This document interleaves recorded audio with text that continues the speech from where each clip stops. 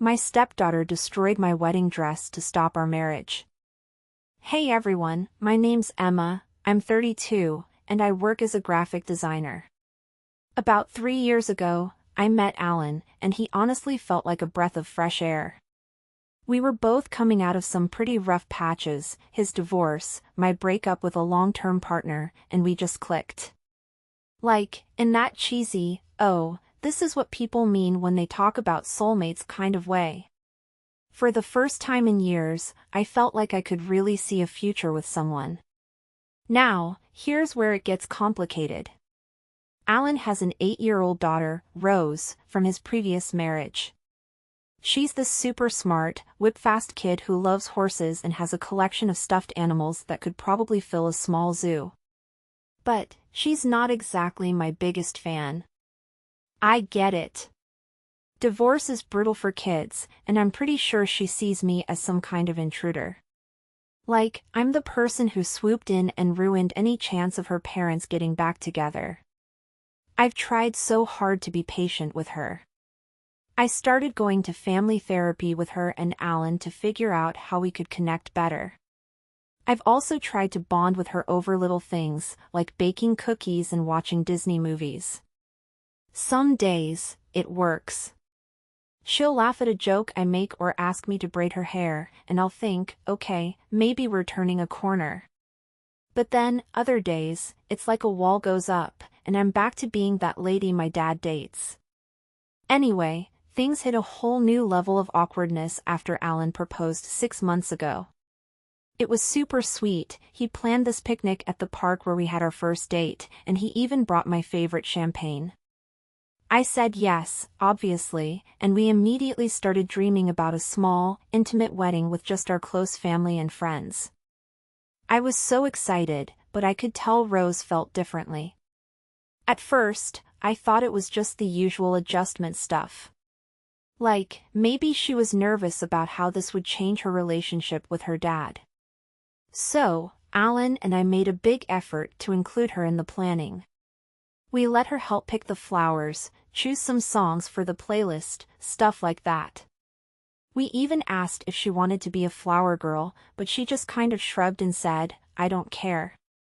And then, little things started happening. She'd make comments like, why do you even need a wedding? You're already old, or she'd roll her eyes when Alan and I talked about it. I tried not to take it personally, she's a kid, and kids say stuff without thinking. But, I won't lie, it still stung. Looking back, maybe that was the first sign that this wasn't going to be as smooth as I hoped. After Alan proposed, we really dove headfirst into the wedding planning. I've never been one of those people who's dreamed about my wedding since I was a little girl, but once we started talking about it, I got super into it. We decided on a backyard wedding at Alan's parents' house. It's this gorgeous place with a big willow tree and twinkly lights already strung up in the garden. One of the things I was most excited about was wearing my grandmother's wedding dress. It's this beautiful, vintage lace gown that's been passed down in my family for 3 generations. My mom wore it, my aunt wore it, and now it was my turn.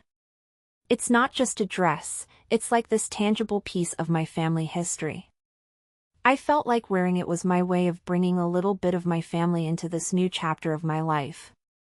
I even took Rose with me to the seamstress for the alterations, thinking it might be a bonding moment. You know, like, hey, look how special this is to me, and I'm sharing it with you. She mostly just fiddled with her phone the whole time and barely looked up when I tried the dress on. I asked her what she thought, and she just shrugged and said, it's okay, I guess. Ouch. But again, I told myself not to push.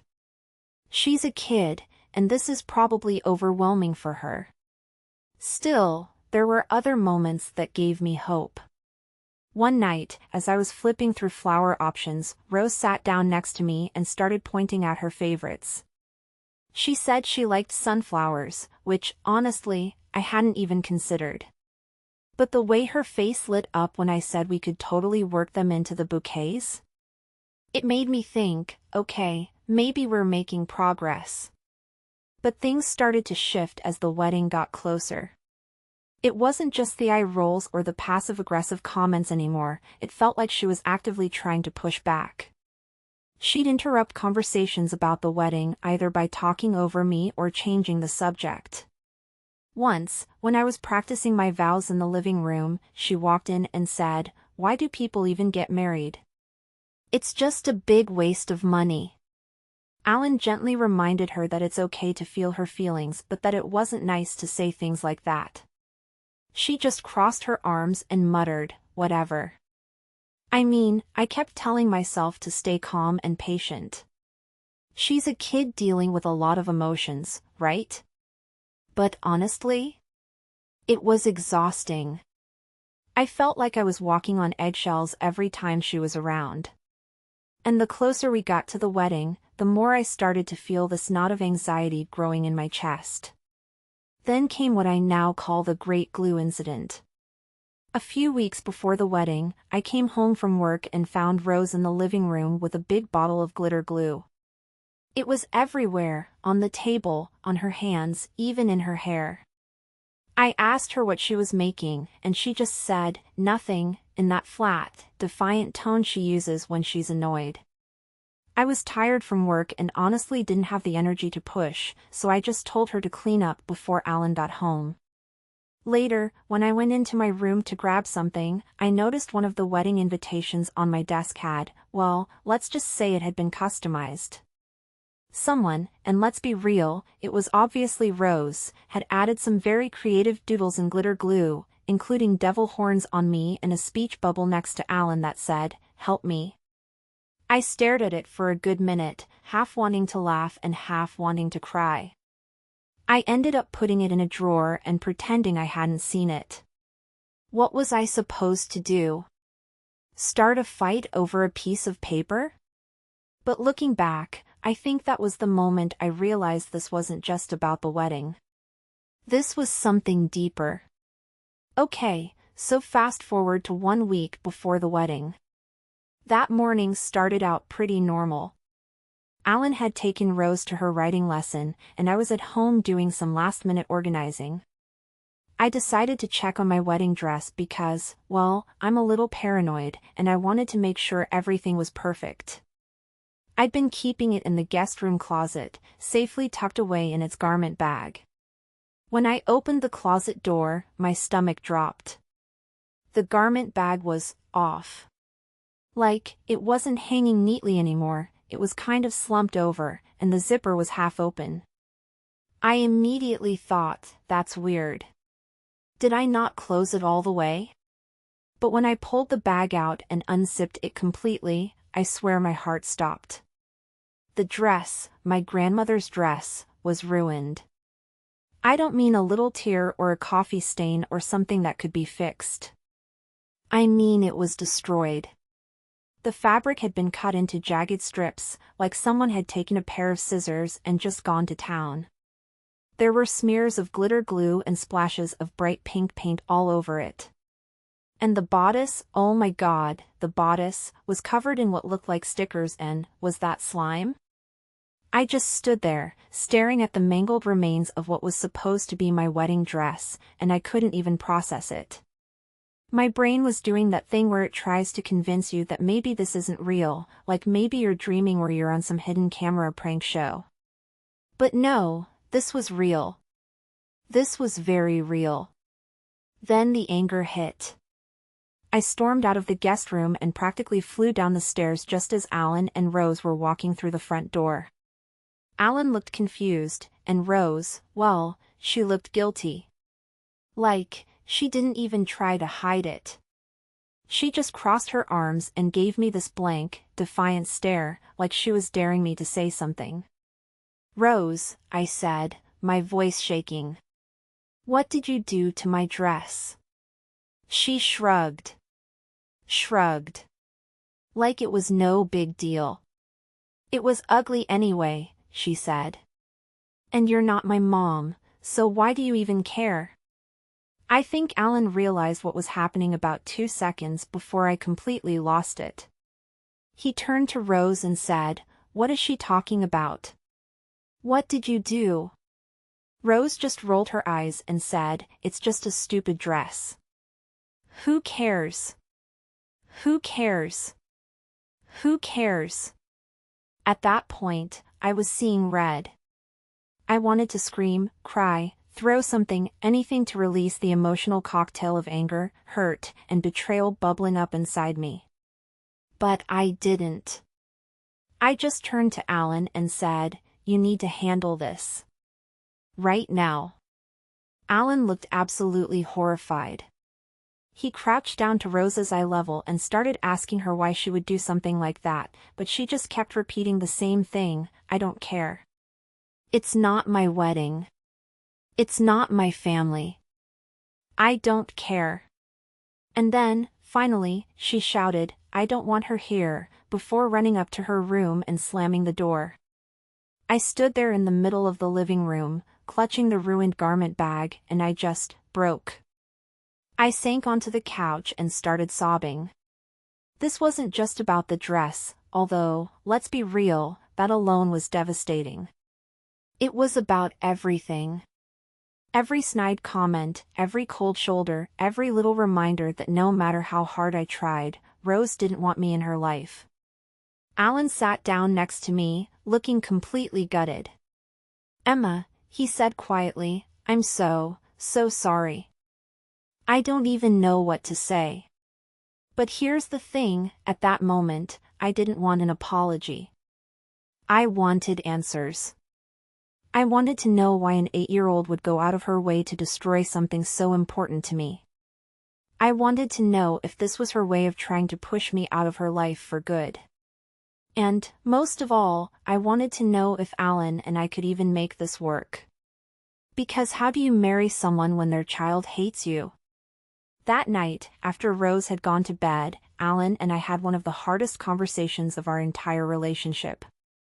I told him everything I'd been feeling, how much it hurt to constantly be treated like an outsider, how scared I was that this wasn't going to get better, and how completely heartbroken I was over the dress. He told me he felt like he'd failed both of us, me, for not stepping in sooner, and Rose, for not helping her work through her feelings in a healthier way. We talked for hours, going around in circles, until finally, we came to a decision: we needed to hit pause. The wedding wasn't the problem was that we were trying to build a life together without addressing the giant, glaring cracks in our foundation. The next morning, I woke up feeling like I'd been hit by a truck. My eyes were puffy from crying, my head was pounding, and my heart felt like it had been wrung out and left to dry. Alan had already left for work by the time I got up, but he'd left a note on the counter: "We'll figure this out. I love you." Sweet, but honestly, it didn't do much to make me feel better. Rose, on the other hand, was still in the house. I could hear her in her room, talking to her stuffed animals like nothing had happened. And I'll admit, a small, petty part of me thought, how can she just go back to normal after what she did? But then, the guilt kicked in. She's just a kid, right? A hurt, confused, emotionally overwhelmed kid. That's what I kept telling myself, anyway. Still, I knew we couldn't just sweep this under the rug. So after lunch, I knocked on her door. "Rose? Can we talk?" There was silence for a few seconds, and then a muffled, "Go away." I took a deep breath. "I'm not mad," I said, which was only half true. I want to understand." After another long pause, the door creaked open, and there she was, clutching one of her stuffed horses. Her face was a mix of defiance and nervousness, like she wasn't sure if I was about to yell at her or hug her. Honestly, I wasn't sure either. We sat down on the edge of her bed, and I started as gently as I could. "Rose, I know you're upset about the wedding. And I know you're upset with me. But what you did to my dress, that really hurt me. A lot. Can you tell me why you did it?" At first, she just shrugged and looked at the floor. But when I didn't say anything else, she finally mumbled, because I don't want you to marry my dad. Okay. That stung. But I held it together. Why not? I asked softly. She looked up at me then, her eyes filling with tears. Because if you marry him, then it's like my family is gone forever. Like my mom and dad will never get back together. And I don't want a new family. I just want my old one. Oh. Oh, God. My heart broke right there on the spot. I wanted to hug her, but I wasn't sure if she'd let me, so I just sat there, trying to figure out what to say. Rose, I said finally, I'm so sorry you feel that way. I can't imagine how hard all of this must be for you. But you know what? Your family isn't gone. It's just changing. And I'm not trying to take your mom's place. I could never do that. I just want to be someone who loves you and supports you and helps you when you need it. She didn't say anything for a long time, and I could tell she was trying not to cry. Finally, she whispered, I miss how things used to be. And that's when I realized this wasn't about me. It was about her grief, her fear of change, her struggle to understand what her life was going to look like now that her parents were truly, officially over. I'd been so focused on trying to win her over that I hadn't really thought about what this must feel like for her. I didn't know what else to say, so I just sat there with her until she finally leaned against me, resting her head on my shoulder. It wasn't much, but it felt like a tiny step forward. That evening, when Alan got home, we all sat down together for a family meeting. It wasn't easy, there were a lot of tears and a lot of hard conversations. Rose admitted she'd destroyed the dress because she thought it would stop the wedding.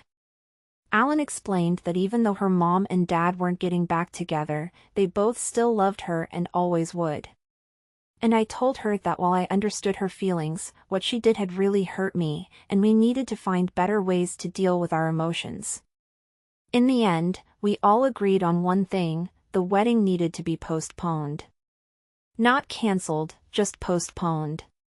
Because the truth was, we weren't ready. Not yet. Alan and I decided to focus on our family first, starting with finding a new therapist who could work with Rose individually, as well as with all three of us together. We also made a plan to spend more time doing things as a family, no wedding talk, no pressure, just getting to know each other better. As for the dress, well, that was a loss I had to grieve. There was no salvaging it, but I decided to take a small piece of the lace and frame it as a keepsake. It wasn't the same, but it was something. It's been a few months now, and things are slowly improving. Rose still has her moments, but she's starting to warm up to me in little ways. Like the other day, she asked if I wanted to watch her favorite horse movie with her, and I nearly cried on the spot. Baby steps, right? Looking back, I've realized that blending families is so much harder than I ever expected. It's not just about love, it's about patience, understanding, and a whole lot of trial and error. I'm not going to pretend we've got it all figured out, but I do know one thing: we're in this together.